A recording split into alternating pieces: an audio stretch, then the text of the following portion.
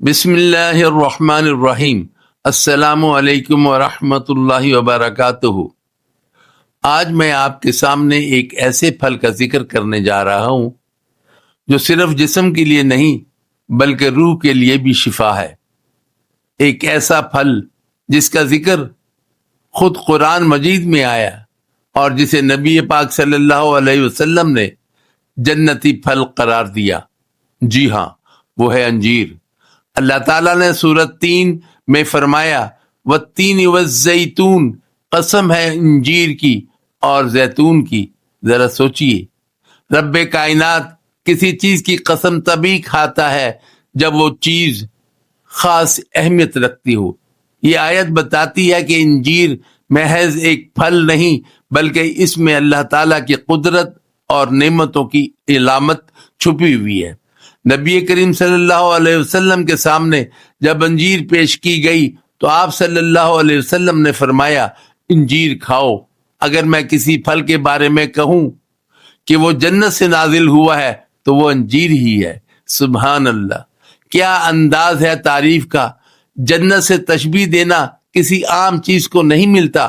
اور پھر آپ صلی اللہ علیہ وسلم نے فرمایا کہ انجیر برس اور دیگر بیماریوں سے حفاظت کرتی ہے، یعنی جسمانی علاج بھی اور روحانی نسبت بھی۔ مشہور اسلامی طبی عالم ابن القیم رحمۃ اللہ علیہ فرماتے ہیں انجیر تازہ ترین پھلوں میں سے ہے جو معدے کو طاقت دیتا ہے، مثانے کو صاف کرتا ہے اور جسم میں حرارت معتدل پیدا کرتا ہے۔ طب نبوی میں انجیر کو طبی صفائی کا پھل کہا گیا ہے، یعنی ایسا پھل جو جسم سے فاسد مادے خارج کرتا ہے، قبض دور کرتا ہے اور قوت مدافعت بڑھاتا ہے۔ اب ذرا جدید سائنس کی طرف آئیے۔ حیرت کی بات ہے کہ سائنس بھی آج انہی حقائق کی تصدیق کر رہی ہے جو قرآن و سنت نے 1400 سال پہلے بیان کیے۔ تحقیقات کے مطابق انجیر میں fibre, potassium, calcium, magnesium, iron, copper اور وائٹامن کے جیسے عناصر پائے جاتے ہیں۔ یہ دل کی صحت کے لیے مفید ہیں، قبض ختم کرتی ہے، کولیسٹرول کم کرتی ہے اور بلڈ پریشر کو متوازن رکھتی ہے۔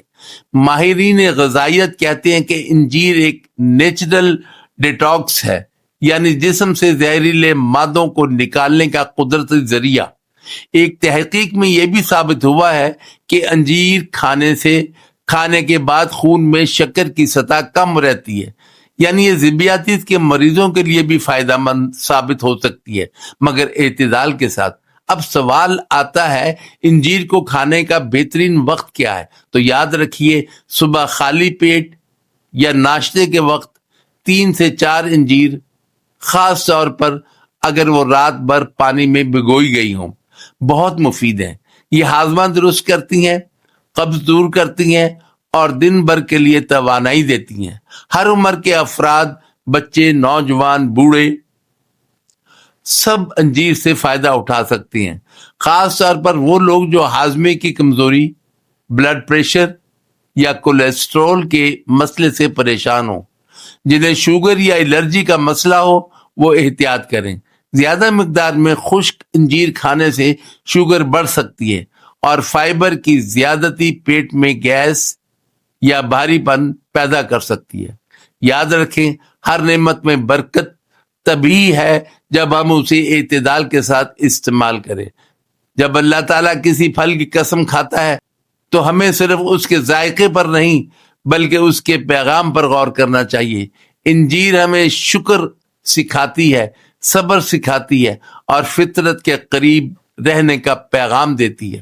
یہ ہمیں یاد دلاتی ہے کہ نعمتیں صرف کھانے کے لیے نہیں بلکہ پہچاننے کے لیے ہیں۔ انجیر کھاتے وقت اگر دل میں یہ احساس ہو کہ یہ وہی پھل ہے جس کا رب کائنات نے قرآن میں ذکر کیا تو یقین کیجئے وہ لمحہ ایک روحانی تجربہ بن جاتا ہے۔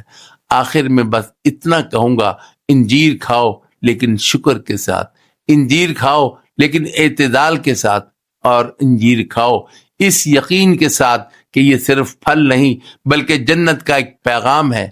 اللہ تعالیٰ ہمیں اپنی نعمتوں کی قدر کرنے اور ان کے ذریعے شفا پانے کی توفیق دے، آمین یا رب العالمین۔